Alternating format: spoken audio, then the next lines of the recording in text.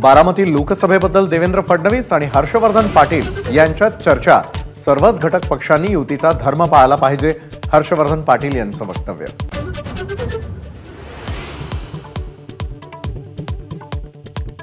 बारामतीत सुनेत्रा पवारांचा पराभवच होणार आहे, मग तिकीट तरी कशाला देता? विजय शिवतारेंचं एबीपी माझावर मोठं वक्तव्य।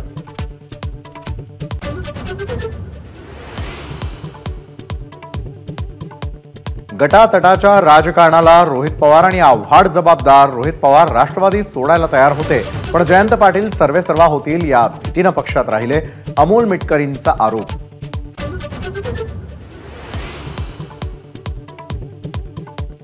शिरूरमधून शिवाजी आढळरावांना अजित पवार गटाकडून उमेदवारी जाहीर। दिलीप मोहिते पाटलांसोबतच्या बैठकीत अजित पवारांची घोषणा।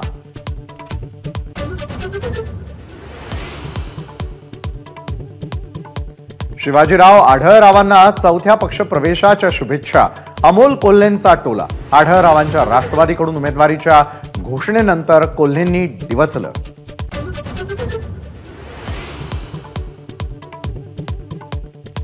महादेव जानकरांनी घेतली शरद पवारांची भेट। माढा लोकसभेची जागा रासपला द्या, पवारांकडे मागणी।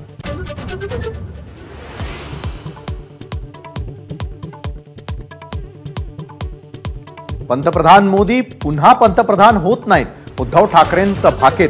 मोदी पुन्हा निवडून आले तर रशियाप्रमाणे देशात हुकुमशाही येईल। बुलडाण्यामधून उद्धव ठाकरेंचा हल्ला बोल।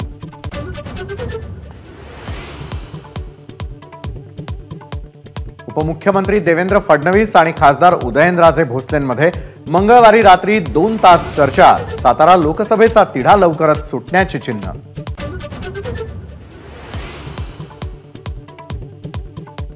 देशातील 102 मतदारसंघांसाठी निवडणुकीची अधिसूचना जारी। महाराष्ट्रामधील नागपूर, रामटेक, चंद्रपूर, भंडारा, गडचिरोली मतदारसंघांचा समावेश।